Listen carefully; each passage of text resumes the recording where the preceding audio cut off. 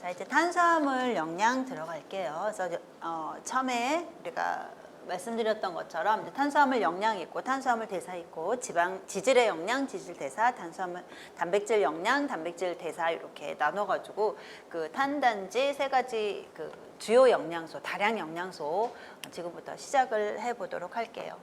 그래서 탄수화물 영양에서는 이제 기본적으로 소화 흡수에 대한 얘기, 그다음에 혈당 조절이라거나 그다음에 기능. 중요한 기능, 탄수화물의 섭취 기준, 급원식품, 그다음에 식이섬유와 혈당 지수까지 살펴보도록 하죠. 자, 탄수화물 소화 흡수, 일단 소화되는 곳은 우리가 탄수화물을 먹은 다음에 이제 소화, 얘를 잘게 부숴서 흡수, 우리 몸으로 들여보내는 그런 과정을 보면은 가장 먼저 소화가 일어나는 장소가 입이에요. 그래서 입에서 우리 침샘에서 타액 아밀라제가 나오죠. 타액 아밀라제가 분비가 되고요. 이 타액 아밀라제의 그 적정 pH, 최적의 그 효소니까 가장 지가 좋아하는 pH가 있죠. 6.6 정도의 pH를 가장 선호하고요. 타액 아밀라제는 전분의 알파-1,4 결합을 절단시켜요. 전분의 알파-1,4 결합, 그래서 덱스트린이나 메가당으로 분해를 하죠. 전분은 굉장히 큰 분자예요. 큰 분자인데 이 안에 보면은 일단 전분은 무엇으로 구성이 되나 하면 포도당으로 구성이 되어 있고요. 이 포도당으로 구성이 되어 있고 이 포도당이 결합하고 있는 양상이 알파-1,4 결합이 있고 알파-16 결합이 있죠. 그래서 가장 주축이 되는 것은 알파-1,4 결합. 1번 탄소하고 4번 탄소가 결합을 한다는 얘기예요. 그래서 알파-1,4 결합을 하고 있고 중간에 알파-16 결합, 1번 탄소랑 6번 탄소가 결합하는 16 결합이 이렇게 공존하고 있는 게 전분이에요. 그래서 전분을 일단은 분해할 때 아밀라제가 1,4 결합 위주로 분해를 해요. 그래서 나오는 것이 덱스트린이나 메가당. 메가당은 알고 계시죠? 요거 이당류예요. 이당류라는 얘기는 당이 두 개가 결합이 된 거. 누구랑 지금 전부는 다 포도당으로 구성이 되어 있다고 했으니까 포도당과 포도당이 구성이 되어 두 개로 붙어 있는 거. 두 개가 결합이 되어 있는 것이 메가당이죠. 말토스라고 하는 거. 요 결합은 이제 알파-1,4 결합이고요. 메가당 이 나올 수 있고요. 이제 자르다 보면 이렇게 두 개짜리가 나올 수 있다는 얘기죠. 그리고 이제 분해가 안 되는 부분들이 있고 그 나머지 이렇게 잘게 두 개 이당류가 나오지 않고 이당류가 아닌 다른 여러 가지 형태의 전분을 우리가 덱스트린이라고 얘기해요. 다시 말해서 전분이 이만한데 아밀라제가 잘라요. 자르는데 이쁘게 이렇게 하나씩 자르는 게 아니라 막 랜덤으로 잘라요. 자르다 보면은 전분이 이만했던 게 요만한 거, 이만한 거, 뭐 요만한 거, 뭐 여러 가지 사이즈의 전분 그 부분들이 나오는 거죠. 그거를 다 뭉뚱그려서 우리가 덱스트린이라고 얘기를 해요. 그리고 덱스트린 이외에 포도당 두 개가 딱 결합되어 있는 이당류가 나올 수 있는 거고요. 그러니까 메가당 이외에 포도당이나 메가당 이외에 전분이 분해돼서 나오는 여러 사이즈의 쪼가리들을 우리가 덱스트린이라고 뭉뚱그려서 얘기를 해요. 그래서 덱스트린과 메가당으로 분해가 되고요. 자, 그 다음에 이제 소장에서의 소화로 넘어갈게요. 지금 말씀드렸듯이 이제 타액에서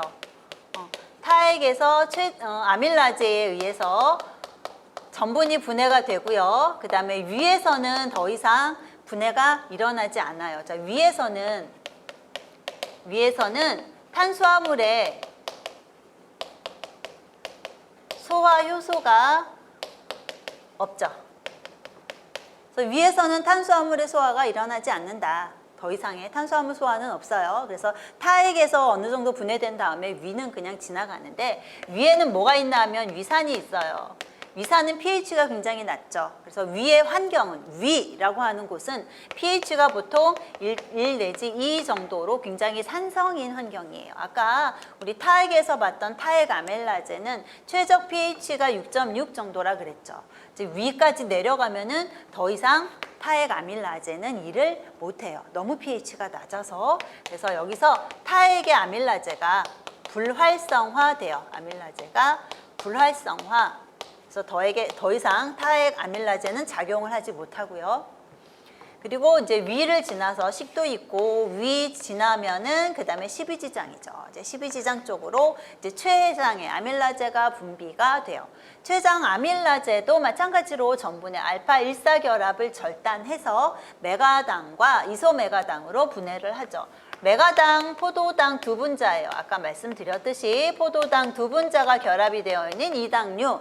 근데 이 결합 양상은 알파 1사 결합이다 라고 얘기를 했고, 이소메가당 그러면 얘도 마찬가지로 포도당 두 분자로 결합이 되어 있는 이당류예요. 근데 얘는 결합이 알파 16 결합. 포도당 1번이랑 EI 1번이랑 EI 6번이 결합이 되어 있는 그런 이 알파 16 결합을 하고 있는 게 이소메가당이죠. 그래서 타액에서 이제 어느 정도 분해가 돼서 내려와 가지고는 이제 췌장의 아밀라제에 의해서 이당류 형태로 최종 분해가 된다 이렇게 보시면 돼요. 자, 그래서 이당류 형태로 내려가다가 소장 점막에서 이당류 분해 효소에 의해 분해가 일어나요. 그래서 소장 점막에 소장 보면은 이런 육모가 있어요. 육모가 있고 뒤에 그림이 있습니다만 육모에 보면은 점막 세포들이 막 존재해요. 그래서 결과적으로 이 소장은 주름이 무지하게 많아서 표면적이 되게 넓죠. 그래서 표면적이 넓으니까 그만큼 많은 양의 영양소를 흡수할 수 있는 조건이 갖추어져 있죠. 그래서 이런 소장 점막 세포에 보면은 이 세포에 이당류 분해 요소가 이렇게 붙어 있어요. 그래서 이당류 분해 요소가 붙어 있어서 이당류가 지나갈 때 얘를 분해해서 최종적으로 단당류 형태로 만들어요. 그래서 이런 그 탄수화물의 구조 자체는 여러분들이 식품화학에서 이제 공부를 하실 것 같아서 이제 자세하게 말씀은 안 드리고, 이당류 분해 요소에 의해서 최종적으로 이제 단당류가 형성이 되는 거죠. 단당류. 자, 말타아제 있고 이소말타아제 있고 슈크라제 있고 락타아제 있어요. 아까 말씀드렸듯이 소장 점막에 얘네들이 붙어 있어요. 그러니까 무슨 얘기냐면 소장이 이렇게 있으면 소장 여기에 이렇게 붙어 있다는 얘기예요. 얘네들이 분비돼서. 그러니까 이 내강 쪽으로 확 나오는 게 아니라 효소가 여기 이렇게 붙어 있어요. 그래서 지나가던 이당류들이 걸려가지고 거기서 이제 분해가 돼서 단당류가 된 다음에 소장으로 바로 흡수가 되는 거죠.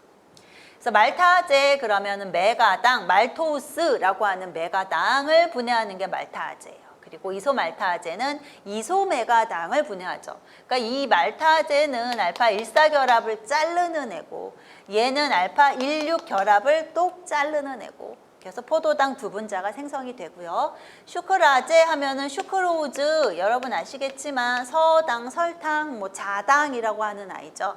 이 슈크로우즈는 포도당이랑 과당이 붙어 있어요. 그래서 이 포도당, 과당을 딱 잘라서 단당류로 분해하는 것이 슈크라제. 락타아제는 유당을 분해해요. 유당, 락토우즈를 분해하죠. 그래서 락토우즈가 어떻게 구성이 되어 있나 하면 얘도 이당류인데 포도당과 갈락토우즈가 붙어 있어요. 이거를 똑 자르는 게 락타아제. 그래서 이 락타아제가 제대로 작용을 못하는 경우에 나타나는 것이 유당불내증이라고 하는 거죠. 유당불내증. 나중에 언급이 되겠지만, 그래서 이 락타아제가 제대로 작용을 못하는 사람을 유당불내증, 그러니까 유당이 분해가 안 된다는 얘기예요. 이게 이렇게 딱 잘라져서 단당류가 돼야 되는데 단당류 형태로 분해가 안 되는 그런 상태에 있는 사람을 유당불내증이라고 얘기를 하죠.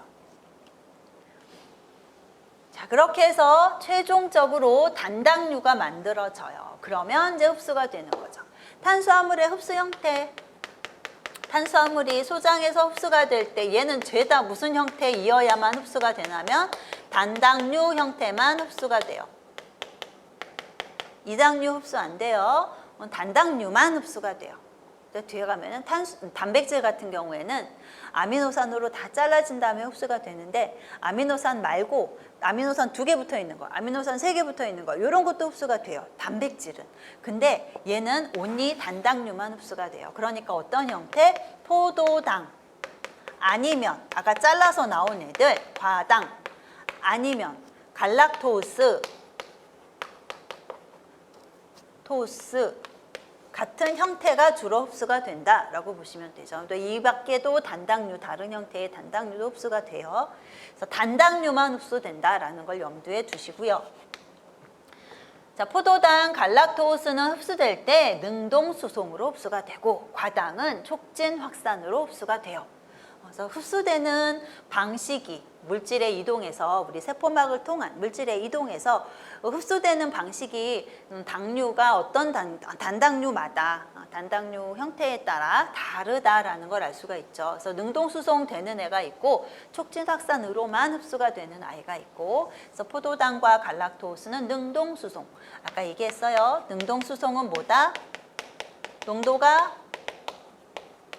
낮은 데서 높은 데로 에너지를 쓰면서 운반체를 쓰면서 이동을 하는 것이 능동수송이다 라고 얘기를 했고, 촉진확산은 어떤 형태였죠? 촉진확산은 농도가 높은 데서 낮은 데로 에너지는 안 써요. 근데 운반체만 쓰면서 이동을 하는 것이 촉진확산이었고, 순서가 누가 제일 빠르다고 했나 하면 문제풀이 하면서 능동수송이 제일 빨라요. 그 다음이 촉진확산이에요. 그 다음에 단순확산이라 그랬죠. 촉진확산. 그 다음에 단순확산이 제일 느리다. 그래서 단순확산은 걸어가는 거, 촉진확산은 뭐 바퀴 달린 뭐 롤러스케이트 타고 가는 거, 그다음에 능동수송은 에너지를 쓰니까 모터 돌려서 자동차 타고 간다라고 생각을 하시면 돼요. 그래서 이게 가장 속도가 빨라요. 결과적으로 포도당 갈락토스는 능동수송이라서 흡수 속도가 되게 빨라요. 과당은 촉진확산이라서 흡수 속도가 상대적으로 느려요. 과당의 흡수 속도가 느린 이유를 찾으세요. 이런 문제들 문제집 보면 나와 있죠. 얘는 촉진 확산이라서 에너지를 쓰지 않고 이동을 하다 보니 얘는 속도가 좀 느려요. 얘네들은 에너지를 쓰면서 빠른 속도로 이동이 되고, 둘 중에서도 갈락토스가 조금 더 빨라요. 갈락토스. 포도당과 갈락토스는 되게 비슷하게 생겼어요. 구조가 되게 유사해요. 에피머라고 얘기를 하죠. 한 군데 OH 위치만 달라요. 구조가 굉장히 유사하기 때문에 운반체를 놓고 둘이 경쟁을 하기도 해요.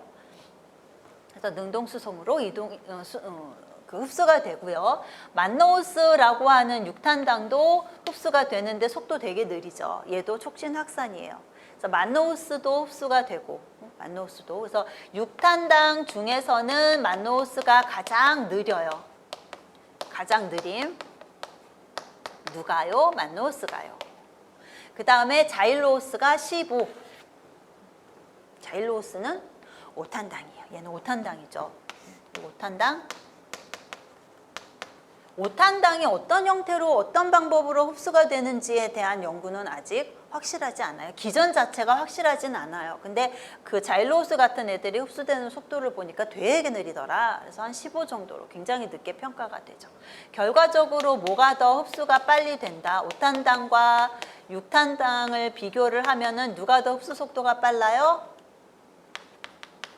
6탄당이 빨라요. 6탄당이. 그래서 탄소 6개짜리 당류가 흡수 속도가 좀 빠르다라는 거. 그 중에서도 갈락토스, 포도당, 과당 순서, 만노스는 좀 느려요. 그 다음에 5탄당들이 그 다음으로 흡수가 된다. 흡수 속도가 그 다음이다 라고 기억을 하시고, 흡수하는 방법을 좀 구체적으로 보면 포도당, 가장 우리가 대사의 중추가 되는 것이 포도당이라서 이제 포도당에 대한 얘기가 앞으로 많이 나올 텐데, 이 포도당은 농도가 낮을 때 갈락토스와 포도당은 나트륨과 함께 능동수송해요. 농도가 낮을 때. 아까 얘기했죠? 자, 점막세포. 이렇게 그려요. 이게 뭐냐 하면 여기 있는 세포예요. 여기 지금 육모죠. 육모에 보면 여기 좀 굉장히 작은 것들이 막 다다다닥 붙어 있죠. 요 세포 하나를 뜯어서 보면은 이렇게 생겼다는 얘기예요. 그래서 소장을 보면은 굉장히 우퉁불퉁하게 주름이 많이 잡혀 있다. 육모. 그리고 그 주름 바깥에 보면은 작은 세포들이 막 붙어 있는데 끝에 보면은 이렇게 털처럼 마찬가지로 이렇게 우퉁불퉁하게 돼 있어요. 그래서 미세융털이라고 얘기하는, 그래서 미세융털. 그래서 요 세포를 하나 떼서 자주 그릴 거예요. 요 그림을. 그래서 요 그림은 어디 있는 거? 육모.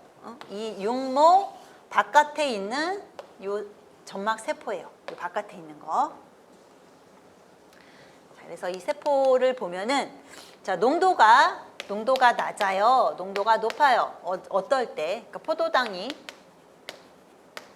섭취를 했는데 농도가 여기서 낮고 여기가 높아요. 그러면 이제 낮은 데서 높은 데로 집어넣으려니 능동수송으로 집어넣어야 되겠죠. 능동수송. 이럴 때 사용하는 운반체 이름이 소디움, 글루코즈 트랜스포터라고, 코트랜스포터라고도 얘기를 해요. 소디움이 뭔가요? 여러분 아시겠죠? 소디움, 나트륨이죠. 소디움이랑 글루코즈랑 포도당이랑 코트랜스포터예요.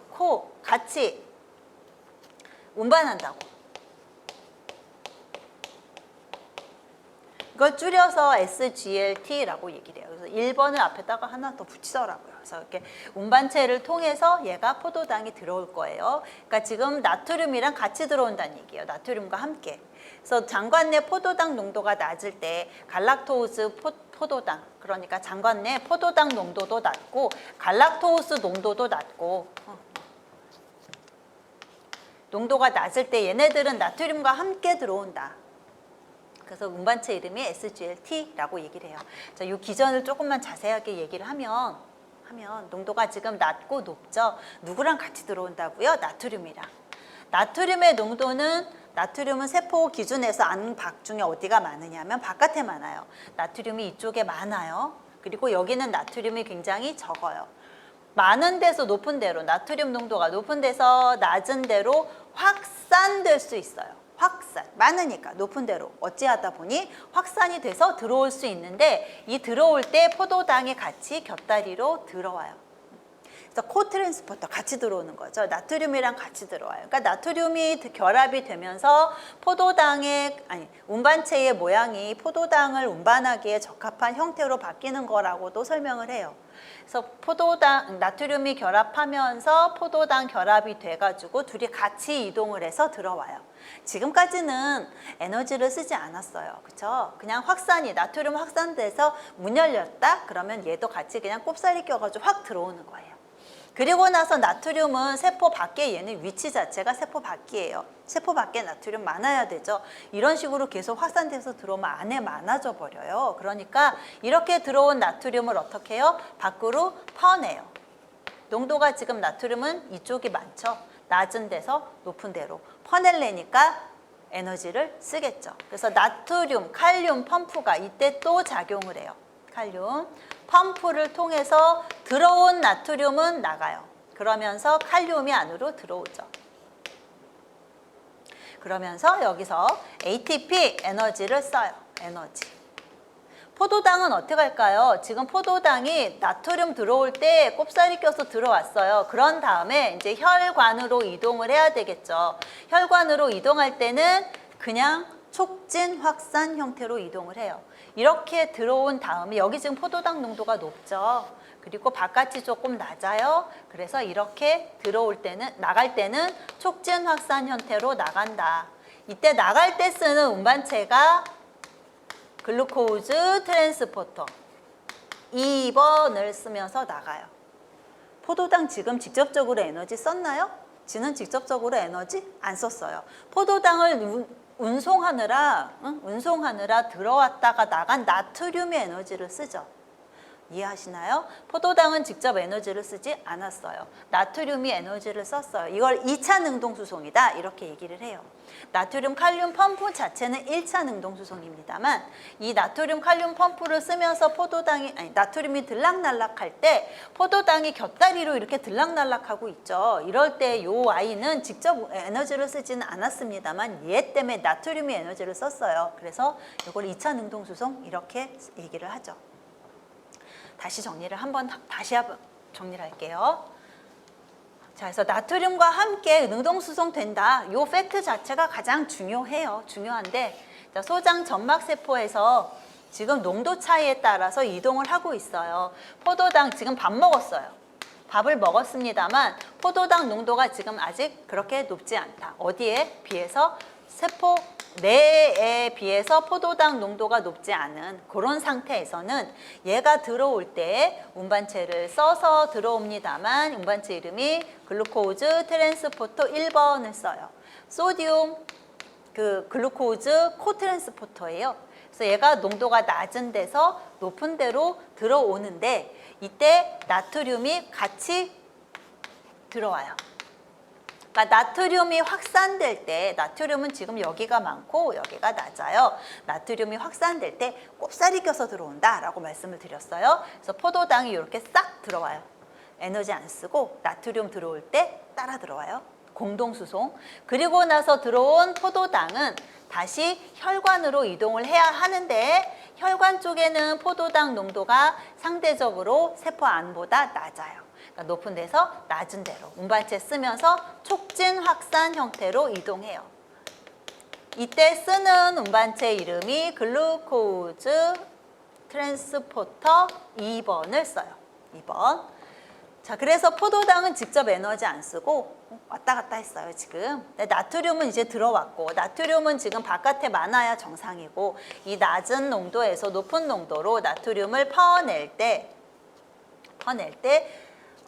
칼륨이 들어오면서 나트륨, 칼륨 펌프가 사용이 되는 거죠. 펌프. 얘 못 써요? 지금 농도가 낮은 데서 높은 데로. 칼륨도 여기가 농도가 낮고 여기가 높죠. 낮은 데도 높은 데로 쓰면 퍼내면서 ATP라고 하는 에너지를 여기서 사용을 해요. 분명 능동수송입니다만 포도당은 직접적으로 에너지를 쓰지 않아요. 그렇기 때문에 이거를 2차 능동수송이다라고 얘기를 해요. 그래서 2차 능동수송 형태로 포도당은 농도가 낮을 때 나트륨과 함께 공동으로 능동수송 형태로 들어온다. 그러니까 몸속으로 흡수가 된다라고 하는 얘기죠. 그러면 농도가 높을 때는 어떻게 할까요? 농도가 높을 때는 2차 능동수송, 아까 얘기했던 나트륨, 칼륨 펌프 이것도 써요. 쓰면서 촉진 확산도 같이 해요. 그러니까 포도당 농도가 여기가 높아요. 여기가 낮고 상대적으로 그럴 때는 옆에서 글루코즈 트랜스포터 2번에 의해서 같이 촉진 확산도 동시에 일어나요. 그래서 빠른 속도로 들어올 수 있는 거죠. 그러니까 농도가 높을 때는 능동수송과 촉진 확산이 동시에 작용을 한다. 자, 그림 하나 볼게요. 자, 여기 보시는 것처럼 포도당 지금 탄수화물이 적은 식사를 했어요. 그래서 포도당이 농도가 이 안에 점막세포보다 낮다라고 할 경우에는 글루코즈 트랜스포터 S, 소디움 글루코즈 코트랜스포터를 통해서 나트륨이랑 같이 들어오죠. 그래서 이렇게 들어온 나트륨은 에너지를 쓰면서 밖으로 다시 나가고, 포도당은 글루코즈 트랜스포터 2번을 통해 촉진 확산으로 혈관으로 이동해요. 이게 2차 능동수송. 굉장히 포도당 농도가 높다. 그러면 아까 봤던 소디움 글루코즈 코트랜스포터 엔드, 그 다음에 글루코즈 트랜스포터 2 촉진 확산, 능동수송 촉진 확산 같이 작업해요. 그래서 최종적으로 혈관으로 촉진 확산 형태로 들어가죠. 자, 중요한 거, 제일 많이 문제로 언급이 되는 것은 흡수될 때 포도당이나 갈락토우즈 같은 애들이 흡수가 될 때에는 능동수송 형태로 나트륨을 같이 나트륨과 같이 이동하면서 흡수된다라는 게 가장 많이 나와요. 그러니까 누구랑 같이 이동하나요? 나트륨. 이런 거. 능동수송이다라는 거. 자, 그래서 이렇게 포도당이 흡수가 됐어요. 흡수. 과당은 어떻게 흡수가 되냐면 글루코즈 트랜스포터 운반체 5번. 글루코즈 운반체가 되게 많구나라는 거 알 수 있어요. 1번, 2번, 3번, 4번, 5번 막 이렇게 있어요. 그러니까 단당류를 흡수하는데 세포가 단당류가 세포 안으로 들락날락할 때 쓰는 운반체가 번호가 1, 2, 3, 4, 5 막 이렇게 있구나라는 걸 알 수 있죠. 그래서 나트륨과 같이 능동수송될 때 쓰는 운반체가 있고, 그 다음에 나트륨 없이 그냥 촉진 확산될 때 쓰는 운반체가 있고, 과당의 경우에는 5번 운반체를 가지고 온리 촉진 확산만, 능동수송 없이 촉진 확산만으로 흡수가 돼요. 그래서 속도가 느리다라는 얘기를 했고, 이렇게 흡수가 된 다음에 모세혈관 통해서 문맥을 통해서 간으로 가서 간정맥을 통해서 심장으로 들어가요. 수용성 영양소랑 지용성 영양소가 흡수될 때 흡수되는 루트가 다르죠. 그래서 아까 여기 봤던 것처럼 육모에 보면은 이렇게 암죽관이라 그래서 림프관이에요. 육모 안에 있는 림프관, 암죽관이라고도 하는데, 이 육모에 있는 림프관 형태로 지용성 영양소는 이동을 하고요. 수용성 영양소는 혈관으로, 모세혈관으로 이동을 해요. 그래서 가는 길이 달라요. 물에 녹는 애랑 안 녹는 애랑. 그래서 수용성인 자, 수용성인 애들은 수용성 영양소는 육모에 있는 모세혈관을 통해서 간 문맥을 통해서 간 문맥이 뭔가요? 간 문맥. 간으로 들어가는 혈관이에요. 간으로 들어가는 혈관인데 어디랑 연결되어 있나 하면 소화기계 쪽으로 연결이 되어 있는 것이 간 문맥이에요. 그러니까 소화기, 식도, 위, 소장, 대장에서 연결돼 가지고 간으로 들어가는 혈관 이름이 간 문맥이에요. 그러니까 영양소들이 흡수된 다음에 간 문맥을 통해서 수용성 영양소의 경우에는 바로 간으로 가요. 간으로.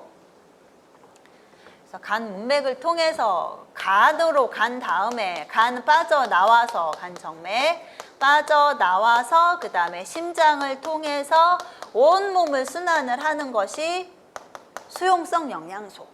지용성 영양소의 경우에는 모세혈관이 아니라 아까 림프관으로 간다 그랬어요. 림프관을 통해서 가슴 림프관이라고 얘기를 하는데 흉관이라고 표현을 하죠. 흉관을 통해서 그 다음에 빗장 및 정맥, 그래서 뭐 쇄골, 하정맥 뭐 이렇게 얘기하는데 그냥 대정맥이라고 표현을 할게요. 대정맥을 통해서 림프관이 이제 혈관이랑 합체가 돼요. 그래서 대정맥을 통해서 심장을 통해서 그 다음에 전신으로 가는 거. 둘이 가는 길이 달라요. 이것도 참고를 알아두세요. 그래서 수용성 영양소, 탄수화물, 그러니까 당류, 그다음에 뭐 아미노산, 수용성 비타민, 뭐 이런 애들은 이 길로 갈 것이고, 지방, 우리가 섭취한 지방, 그 지방 중에서도 약간 길이 긴 애들, 그러니까 지방이라거나 아니면은 지용성 비타민 이런 것들은 림프관, 흉관, 대정맥, 심장 거쳐서 전신으로 갈 거고요. 그래서 가는 길이 좀 다르다라는 것도 참고로 알아두시고. 포도당은 수용성이기 때문에 모세혈관, 간문맥, 간을 통해서 간 정맥을 통해 갖고 심장으로 들어갔다가 전신으로 갈 거예요. 자, 그렇게 해서 소화 흡수가 마무리가 돼요. 그래서 타액의 아밀라제, 췌장에 있는 아밀라제, 소장에 있는 이당류 분해 효소에 의해서 최종 단당류 형태로 흡수가 된 다음에 흡수될 때도 어떤 당류인지에 따라 능동 수송되는 애 있고 수동 수송, 촉진, 확산되는 아이 있고, 그래서 흡수되는 속도가 좀 다르다라는 얘기를 했었고요.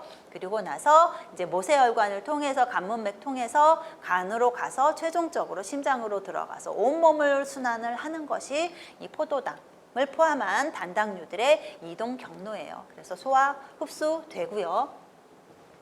그 다음에 혈당 조절에 대해서 볼게요. 혈액으로 들어갔으면 이제 혈관에 존재하고 있는 그런 그 당류, 대표적인 게 포도당이죠. 가장 많은 것이 포도당이에요. 그래서 포도당은 항상 일정한 농도로 혈중에 존재를 해요.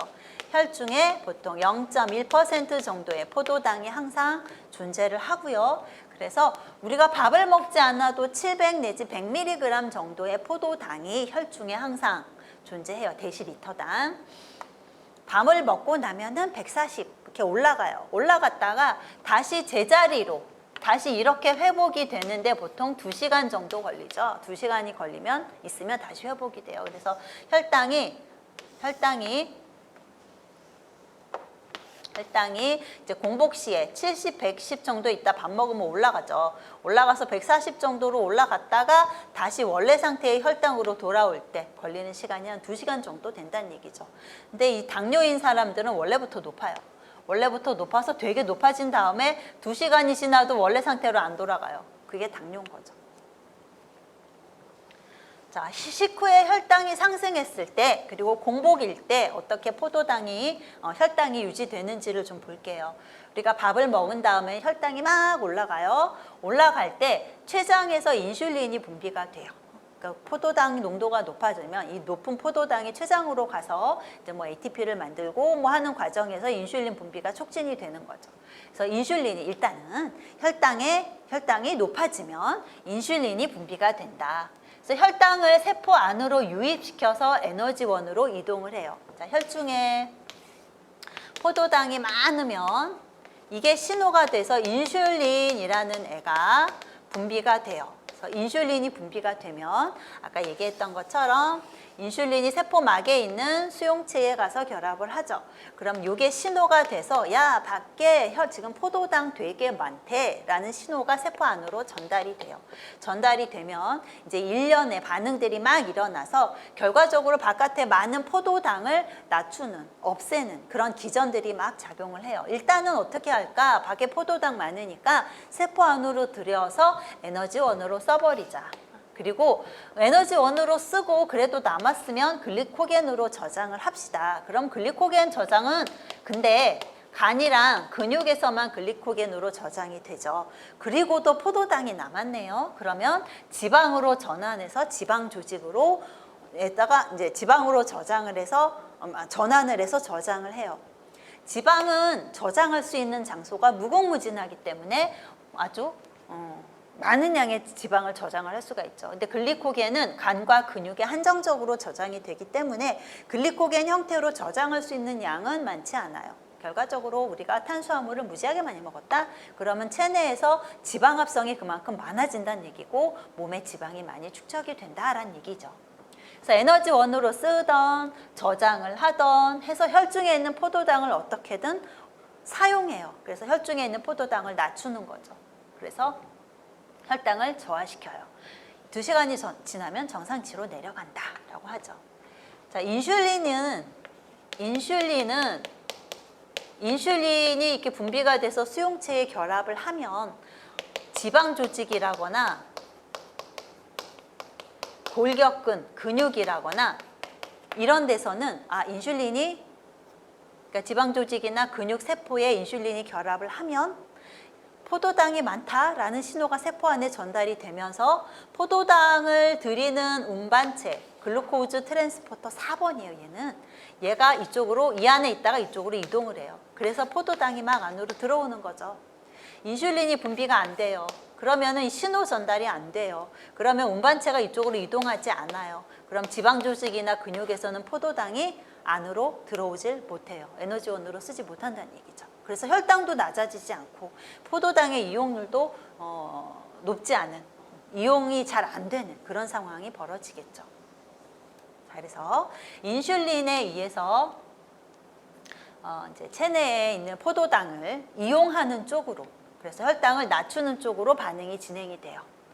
자, 공복 시에는 밥을 먹지 않았기 때문에 혈중의 포도당이 낮아질 수 있어요. 그럴 때는 글루카곤이나 당질 코르티코이드, 에피네프린, 갑상선 호르몬, 성장 호르몬 이런 애들이 혈당을 높이는 역할을 해요. 자, 차이가 뭐냐면 혈당을 낮출 수 있는 호르몬은 유일하게 인슐린밖에 없어요. 혈당을 높일 수 있는 호르몬은 근데 되게 많아요. 그래서 당뇨가 흔한 거죠. 인슐린 하나 분비가 안 되면 바로 혈당은 높아질 수 있는 방안이 없는 거죠. 그래서 당뇨 환자가 그렇게 많다 이렇게 얘기를 해요. 자, 그래서 공복 시에 분비되는 호르몬 글루카곤 있어요. 얘 어디서 분비되나요? 췌장의 알파세포에서 분비가 되죠. 인슐린도 췌장에서 분비가 되고 글루카곤도 췌장에서 분비가 돼요. 인슐린은 베타세포, 글루카곤은 알파세포. 당질 코르티코이드는 부신 피질에서 분비가 되고요. 에피네프린은 부신 수질에서 분비가 되고요. 당질 코르티코이드 다른 말로 코티솔이라고도 하죠. 그리고 갑상선 호르몬은 아시겠지만 갑상선에서 분비가 되고요. 성장 호르몬은 뇌하수체 전엽에서 분비가 되죠. 뇌하수체 전엽에서 분비가 돼서 얘네들은 하는 작용이 일단 혈중에 포도당이 없기 때문에 혈중에 포도당을 최대한 공급할 수 있는 방안으로 반응을 진행시켜요. 간에 저장해놨던 글리코겐을 분해해서 혈중으로 내보내죠. 그래서 혈당을 높여요. 그리고 중요한 거는 간에 근육에 있는 글리코겐은 혈당을 높이는 데 기여할 수 없어요. 굉장히 많이 나오는 얘기고 굉장히 흔한 얘기고 뒤에 가서 또 설명이 될 거예요. 간에 있는 글리코겐만 분해해서 혈당 높이는 데 쓰고요. 포도당, 신생, 포도당을 새로 만든다는 얘기죠. 포도당, 당이 아닌 물질을 긁었다가 포도당을 만들어요. 포도당 만드는 장소는 주로 간. 신장에서도 조금 합니다만 주로 간. 그래서 포도당을 최대한 만들어가지고 혈중으로 내보내서 혈당을 높여요. 지금 공복 시에 낮아지면 안 되니까 혈당을 높이죠. 그러니까 공복 기간이 길어져도 50에서 60 밑으로는 혈당이 안 떨어져요. 50, 60 밑으로 떨어지면은 뭐 막 식은땀이 나면서 기운이 없으면서 나중에 이제 쓰러지기도 하는 것이 이제 그 저혈당일 때에 나타나는 반응이죠. 그래서 공복 기간이 길어도 이렇게 저혈당이 오지 않는 이유는 이런 호르몬들이 작용을 하는 거죠. 그래서 항상 일정한 양의 혈당을 유지하기 위한 작용들이 일어나요. 그래서 공복일 때 아니면 혈당이 높을 때 어떤 호르몬들이 작용을 하는지 기억을 하시고요. 조절이 잘 안 된다라고 하면 혈당이 170 이상이다, 고혈당증이다 라고 하면 소변으로 당이 배설이 돼요. 역치라고 얘기를 하죠. 혈중에 있는 포도당이 170, 180 정도 되면 그 다음에는 넘쳐요. 더 이상 커버가 안 돼요. 그럴 때는 소변으로 배설이 돼요. 그래서 당뇨인 사람들은 인슐린 분비가 안 되고 인슐린이 분비가 안 되거나 아니면 작용을 못 하거나 그런 상황일 경우에는 혈당이 낮아지질 않아요. 혈중에 혈당이 되게 높아요. 포도당 농도가 높아요. 그럴 경우에는 소변으로 흘러 넘치죠. 배설이 돼요. 그래서 이름이 당뇨죠. 그래서 옛날에는 정말 옛날에는 당뇨구나 아니구나를 그 소변에 개미가 얼마나 꼬이나 뭐 이런 걸 가지고도 확인했다 뭐 이런 얘기도 있어요. 소변으로 당이 배설이 되고 다음에 혈당이 너무 낮아요. 저혈당이에요. 이럴 때는 뇌, 신경세포 이런 중추신경계의 포도당 공급이 안 되는 거죠. 자, 뇌, 신경세포는 유일하게 그리고 또 어디 뭐 적혈구 이런 데서는 에너지원으로 포도당을 주로 에너지원으로 써요. 특히나 적혈구는 포도당만 에너지원으로 쓰죠. 다른 거는 대사시켜서 에너지를 얻을 수 있는 방법이 없어요. 왜냐하면 적혈구에는 미토콘드리아가 없어서. 그래서 뇌나 신경계나 적혈구는 포도당을 굉장히 간절히 원하는 에너지원으로 원하는 조직이에요. 그 밖에도 산소가 충분히 공급되지 않는 이 눈, 각막, 망막, 그 다음에 신장의 수질 이런 데서도 포도당을 주로 에너지원으로 써요. 그렇기 때문에 혈중에 일정한 양의 포도당이 있어 주어야만 하는 이유가 이렇게 포도당만 에너지원으로 쓰는 조직이 있기 때문이죠. 자, 근데 지금 저혈당일 경우에는 에너지 공급이 안 돼요. 그러다 보면은 이런 증상들이 나타날 수 있다라는 얘기죠. 그래서 일반 사람들은 대사 아까 보셨던 것처럼 그 대사를 통해 그러니까 글루카곤, 뭐 에피네프린, 뭐 여러 호르몬들에 의해서 이렇게까지 많이 혈당이 떨어지지 않게끔 체내에서 항상성 유지를 해요. 그런데 어떨 때냐면은 당뇨 환자가 당뇨로 혈당을 내리는 약을 먹었거나 주사를 맞았어요. 그런데 밥을 안 먹었어요. 그럴 때는 이렇게 하염없이 떨어질 수도 있어요. 그럼 되게 위험해진다는 얘기죠. 그래서 저혈당일 때는 이런 증상이 나타난다라는 거.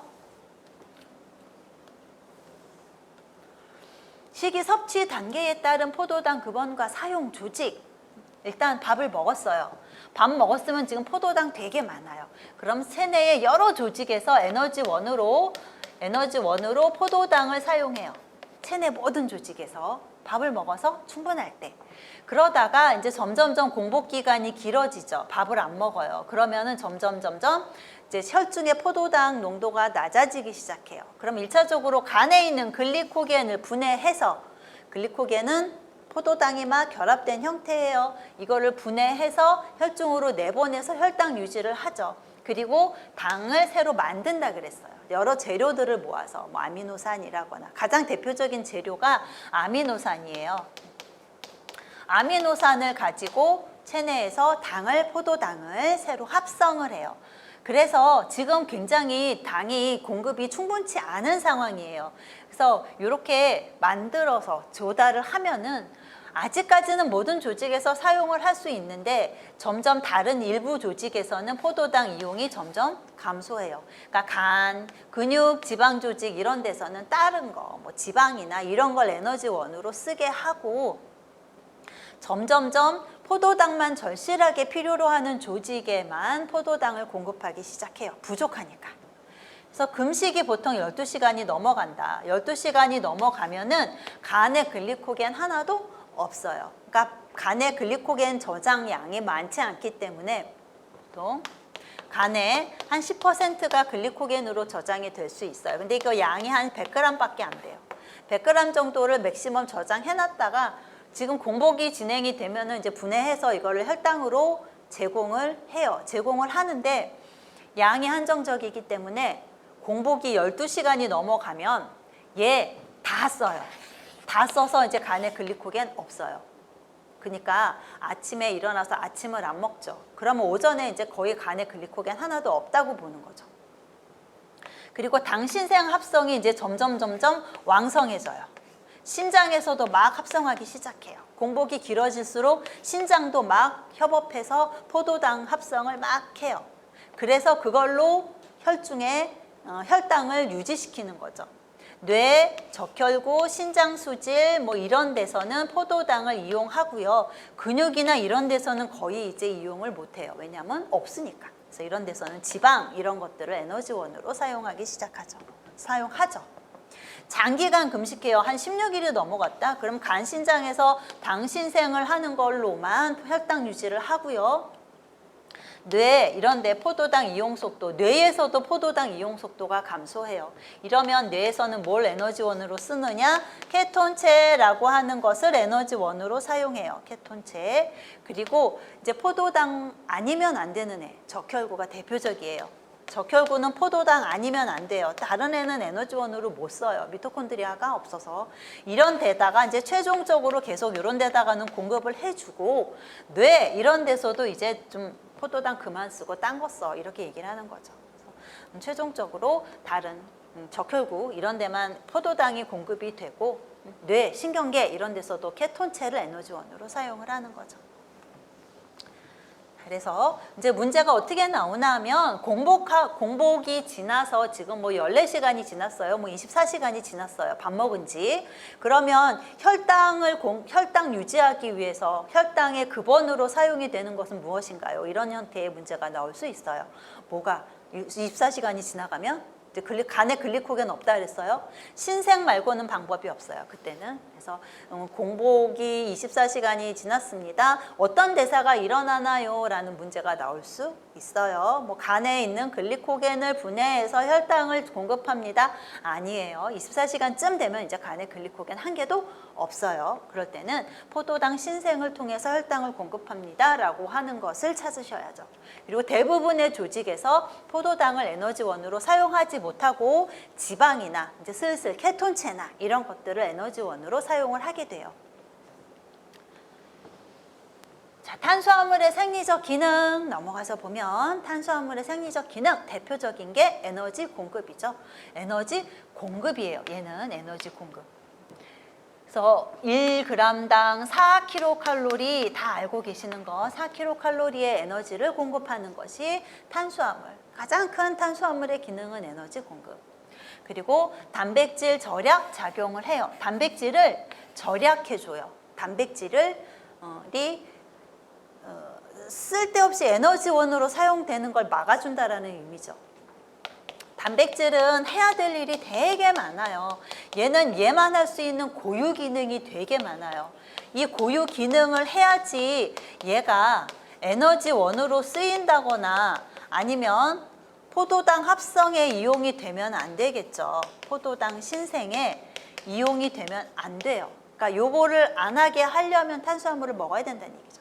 결과적으로 단백질이 고유 기능을 할 수 있게끔 해주는 거, 그게 탄수화물의 기능이란 얘기예요. 탄수화물이 부족해요. 탄수화물이 부족하다.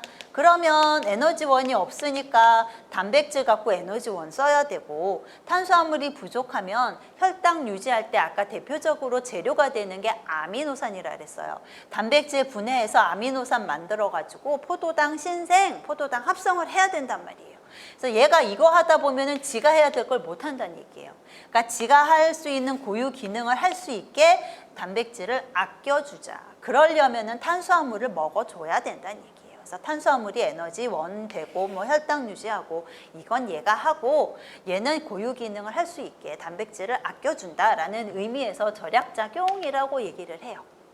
이해를 하시죠? 단백질 절약작용의 의미, 단백질이 고유 기능을 할 수 있게 에너지를 내고 혈당 유지하는 기능을 탄수화물이 담당한다. 그게 단백질 절약작용이에요. 그러니까 단백질이 부족하면 얘가 이거 해야 되니까.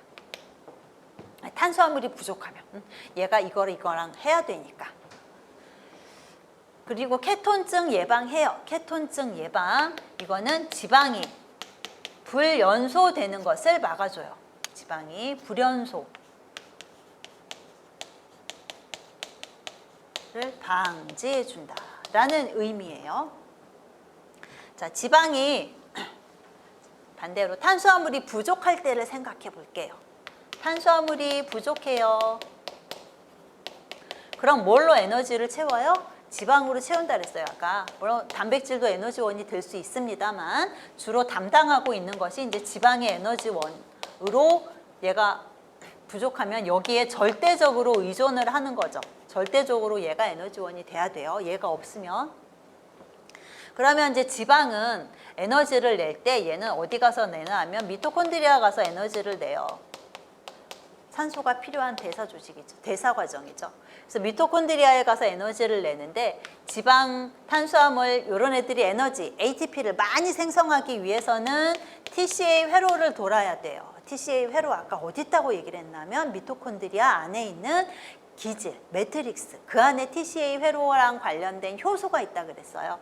이 TCA 회로를 뒤에 가서 대사 과정에 가서 자세하게 보시면 되는데 지방이 완전히 연소된다라는 얘기는 지방이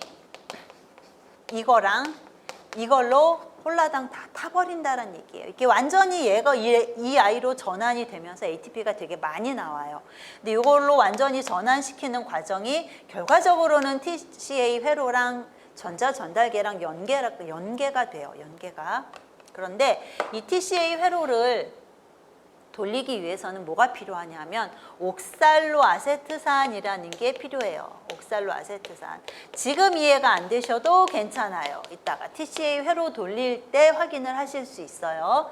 지방이 막 분해가 돼요. 막 분해가 돼서 아세틸코A라는 물질을 만들어요. 자, 이게 지금 뭐냐면 TCA 회로예요. 아세틸코A 만나서 둘이 합체해가지고 시트르산, 구연산이 되면서 돌아요. 회로니까 돌아요. 그러면서 CO2 나오고요. 그러면서 ATP가 되게 많이 만들어질 거예요. 전자전달계랑 연계가 돼서. 얘가 필요한데 얘는 피루부산이라는 아이를 통해서 만들어져요. 피루부산은 포도당이라는 아이를 분해해서 만들어요. 그러니까 얘가 있으려면 얘가 있어야 된다는 얘기예요. 그리고 이 옥살로아세트산은 포스포에놀 피루부산을 통해서 포도당 합성에 이용이 될 수가 있어요. 탄수화물이 부족해요. 부족하면 만들지도 못해요. 만들지도 못하는데 포도당 신생하느라 또 그 와중에 가서 써버려요. 여기가 없어요. TCA 회로가 안 돌아요. 그럼 얘는 자꾸 쌓여요. 이걸 가지고 만들어지는 게 케톤체라는 형태의 물질이 만들어지는 거죠.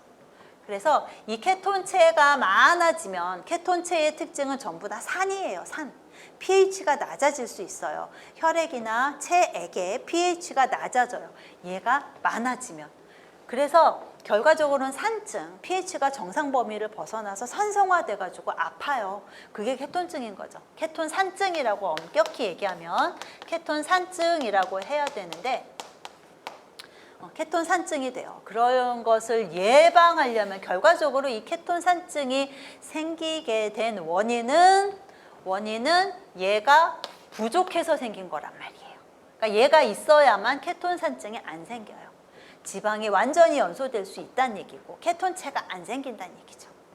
그러니까 이걸 예방하려면 탄수화물 먹어야 된다 그 의미예요. 일단은 케톤증 예방한다, 케톤산증 예방한다, 케톤체가 많이 생성되는 것을 막아준다 이렇게 기억을 하시고 이 과정을 이해를 지금 못하셨으면 이따가 TCA 회로 대사에 가서 회로할 때 보면은 또 이해가 되실 거예요. 그리고 단맛을 제공하는 원천이 되기도 하죠. 감미가 있어요. 단맛이 있어요. 제일 단 게 뭐예요? 가장 천연의 당 중에서 단맛이 제일 강한 거 과당이죠. 과당이 제일 달고 그 다음에 서당이 달고. 그래서 점점 이제 뭐 감미의 정도 차이는 있습니다만 어쨌거나 단맛을 제공하는 원천이 되는 것이 탄수화물이죠. 그래서 생리적인 기능 보시고요. 그 다음에 섭취 기준이 있어요.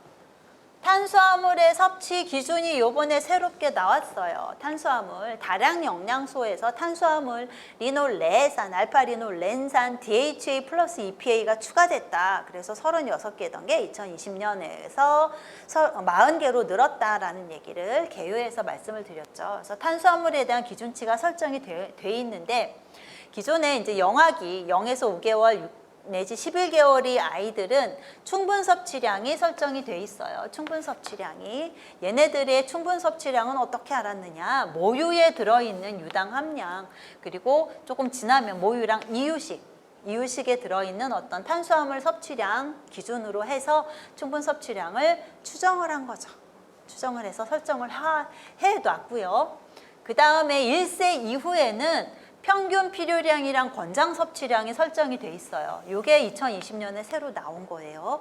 전 연령대, 1세 지나서는 연령 구별 없이, 성별 구별 없이 죄다 평균 필요량 100, 권장 섭취량 130 이렇게 설정이 되어 있어요. 뭘 기준으로 했나 하면 뇌에서 쓰는, 뇌는 에너지원으로 포도당을 제일 좋아해요. 거의 포도당을 써요. 정말 급박한 상황 아니면. 그래서 포도당의 양을 기준으로 했고, 케토시스 생기면 안 되죠. 탄수화물이 부족하면 케토시스, 아까 얘기한 케톤 산증이에요. 케톤 산증. 이거를 방지하기 위해서 필요한 양, 요거를 근거로 해서 설정을 이렇게 했다라는 얘기고요. 만성질환 위험 감소를 위해서 비율 설정했어요. 55 내지 65% 비율이 설정이 되어 있어요. 당류는 총 당류 자꾸 늘어나서 섭취량 늘어나서 걱정이라 그랬죠. 당류의 경우에는 섭취 비율이 증가할수록 뭐 대사증후군이나 여러 가지 만성 질환의 유병률이 높아지기 때문에 총 당류는 총 에너지 기준에서 10에서 20%로 제한을 하고 있고, 첨가하는 당은 10% 이내로 줄여라라고 권고를 하고 있어요. 이 수치도 잘 알아두시고. 총 당류, 첨가당 각각 기준 알아주시고요. 그다음에 식이섬유 섭취 기준, 식이섬유는 충분 섭취량 설정되어 있어요. 열량 1000kcal당 12g을 충분 섭취량으로 설정을 했고요. 남자는 30g, 여자 20g이에요. 성인 기준. 요거 바뀌었어요. 2020년에 25였던 게 30으로 바뀌었어요. 그래서 남자는 30, 여자는 20 이렇게 설정이 되어 있다. 킬로칼로리 기준 했을 때는 12g 정도다라는 거 알아두시고요. 자, 급원식품, 곡류, 서류, 뭐 채소, 과일류에도 당류 들어있죠. 탄수화물 들어있고요. 우유나 유제품에 들어있고, 그 다음에 뭐 여러 가지 첨가당, 단순당들 들어있는 식품들 있고요. 그리고 단순당의 급원식품은 주로 그 빈열량식품, 콜라나 이런 데 많이 들어있다. 뭐 이런 얘기죠. 자, 섭취하고 관련된 문제 있어요. 충치 있죠. 충치. 자, 충치는 이제 당이 그 입속에 있는 세균, 박테리아에 의해서 분해가 돼가지고 산이 생겨요. 산이 생기니까 pH가 막 낮아지죠. pH가 낮아서 한 5.5 이상 되면은 치아에 있는 그 치아가 부식이 된다 그러죠. 유기산에 의해서 치아가 부식이 돼요. 이게 충치죠. 그래서 탄수화물 섭취랑 관련 있는 문제점, 가장 흔한 건 충치 있고요. 그 다음에 탄수화물이 체내에서 에너지원으로 쓰이고, 얘가 이제 하는 기능이 아까 봤던 것처럼 에너지원으로 쓰이고, 그래도 남으면 글리코겐으로 저장이 되고, 간이랑 근육에, 그래도 남으면은 이제 중성 지방으로 합성이 된다 그랬죠. 그래서 지방 합성이 많아져요. 너무 과하게 섭취했을 때 고지혈증 생길 수 있어요. 그리고 당뇨병하고도 관련이 깊고요. 단순 당들이 특히나 이 당의 섭취가 많아지면 인슐린 분비가 많아지고, 이런 인슐린 분비가 많아진다라는 얘기는 어떤 췌장에 피로감을 줄 수 있어요. 결과적으로 당뇨랑 연관이 있는 것으로 역학적으로도 조사가 됐죠. 그리고 유당불내증이라고 하는, 아까 얘기한 유당불내증 뭐였어요? 락타제가 이제 결함이 좀 있는 거죠. 얘가 기능을 못하는 거예요. 락타제는 뭐 하던 아이였나요? 이당류예요. 이거를 분해하는 애죠. 포도당과 갈락토스로 분해하는 아이예요. 갈락토스로. 그런데 얘가 결함이 생기면은 이제 유당이 분해가 안 돼요. 분해가 안 되면 흡수도 안 되겠죠. 그래서 장에 유당이 많아요. 흡수 안 된 유당이 많아지면서 결과적으로 여기 삼투질 농도가 높아져요. 그래서 수분이 장으로 이동해서 설사 유발할 수 있고요. 장내 미생물에 의해서 얘가 발효가 되면서 산과 가스가 생길 수 있고요. 그래서 여러 가지 우유를 먹고 나서 부글부글 되면서 설사하는 사람들, 대표적으로 그런 사람들이 유당불내증이죠. 선천적인 원인도 있어요. 선천적으로 아예 이 효소를 못 만드는 사람도 있지만, 그런 사람 말고 후천적으로 우유를 안 먹었어요. 오랫동안 우유를 안 먹다 보면은 그 락타제 만드는 세포가 할 일이 없어지죠. 그러면서 점점점 위축이 돼요. 잘 못 만들어요, 나중에는. 그래서 나중에 아기 때는 우유 먹고 잘 컸는데 어른이 돼서 어느 날 우유를 먹었더니 설사가 나더라. 그거는 이 락타제가 후천적으로 만들어지질 않는 거죠.